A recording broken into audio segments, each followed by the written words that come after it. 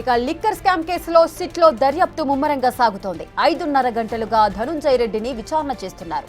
కాసేపటి క్రితం జగన్ ఎస్ఓడి కృష్ణమోహన్ రెడ్డితో కలిపి వీరిద్దరిని ప్రశ్నిస్తున్నారు.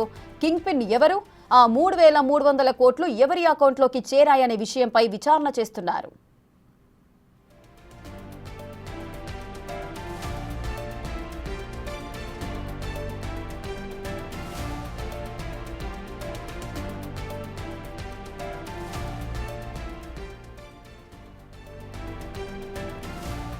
ఇక లిక్కర్ స్కామ్ కేసులో సిట్లో దర్యాప్తు అయితే ముమ్మరంగా సాగుతోంది. సుమారు 5.5 గంటలుగా ధనుంజయ రెడ్డిని విచారణ చేస్తున్నారు. దీనికి సంబంధించిన పూర్తి డీటెయిల్స్ మా ప్రతినిధి సాహిత్య అందిస్తారు. సాహిత్య,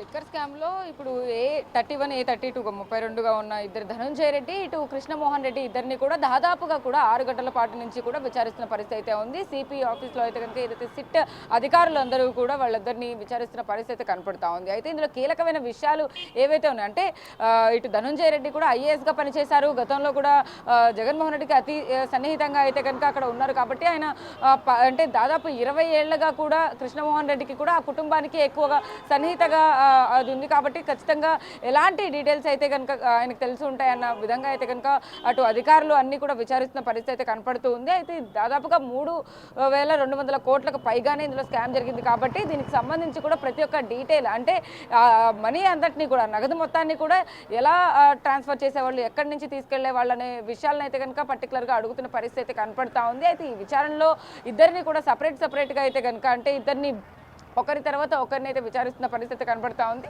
మొదట ధనుంజయ రెడ్డిని అయితే కనుక 5.5 గంటల పాటు అయితే కనుక విచారించారు సిట్ అధికారులు. ఇప్పుడు కృష్ణమోహన్ రెడ్డిని కూడా విచారిస్తున్న పరిస్థితి అయితే కనపడతా ఉంది. అయితే గత 5 ఏళ్లుగా కూడా గత ప్రభుత్వ హయాంలో ఎలాంటి అవకతవకలు జరిగాయి, ఈ పర్టికులర్ స్కామ్లో అయితే కనుక ఎలాంటి ఇన్వాల్వ్మెంట్ ఉంది అనే విషయాలను అయితే కనుక ఖచ్చితంగా అడుగుతున్న పరిస్థితి కనపడతా ఉంది.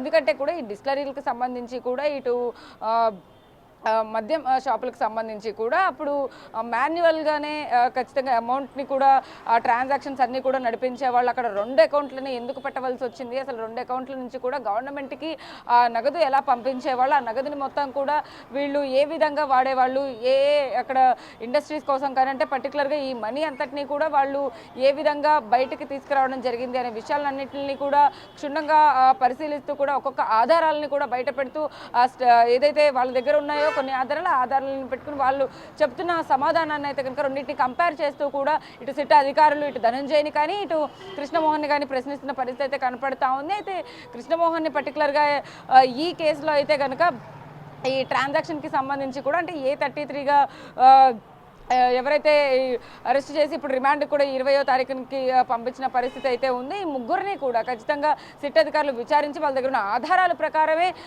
ఎలాంటి క్రైమ్కి పాల్పడ్డారు వీళ్ళు అని చెప్పేసి కూడా ఖచ్చితంగా అడుగుతున్న పరిస్థితి అయితే ఉంది. అంటే ఇందులో మెయిన్ కీలక సూత్రధారిగా అయితే కనుక ఖచ్చితంగా బాలాజీ ఉన్నట్టుగా కూడా సమాచారం అంతా ఉంది. అంటే బాలాజీ మొత్తం ట్రాన్సాక్షన్స్కి సంబంధించి కూడా ఆయననే కీలక పాత్ర పోషించినట్టుగా అటు లాస్ట్ ఫైనల్ అమౌంట్ ఎవరికి చేరవేయాలి అనే దాంట్లో కూడా బాలాజీని ఎక్కువగా పై స్థాయిలో ఉన్నట్టుగా కూడా సిట్ అధికారులు అయితే కనుక అతను విచారించిన పరిస్థితి కనపడతా ఉంది. అయితే ఇద్దరిని కూడా ఇప్పుడు 6 గంటల పాటు కూడా విచారించిన సిట్ అధికారులు మరికొంతసేపు అయితే విచారించే అవకాశం అయితే కనపడతా ఉంది. ధనుంజయని విచారించారు కాబట్టి ఇప్పుడు కృష్ణమోహన్ అయితే ఇంకా కొనసాగుతూనే ఉంది. మరి కాసేపట్లో అయితే కనుక విచారణ పూర్తయ్యే అవకాశం కూడా కనపడుతున్నట్టుగా మనకి సమాచారం అందుతుందని చెప్పారు. రైట్ సాహిత్య, thanks for the live details. ఇక లిక్కర్ స్కామ్ కేసులో సిట్లో దర్యాప్తు అయితే ముమ్మరంగా సాగుతోంది. సుమారు 5.5 గంటలుగా ధనుంజయ రెడ్డిని అయితే విచారణ చేస్తున్నారు. అసలు మెయిన్ కింగ్ పిన్ ఎవరు, అదేవిధంగా 3,300 కోట్ల డబ్బు ఎవరి అకౌంట్లోకి మళ్ళాయి, దీనికి సంబంధించి అయితే సిట్ అయితే విచారణ కొనసాగిస్తోంది.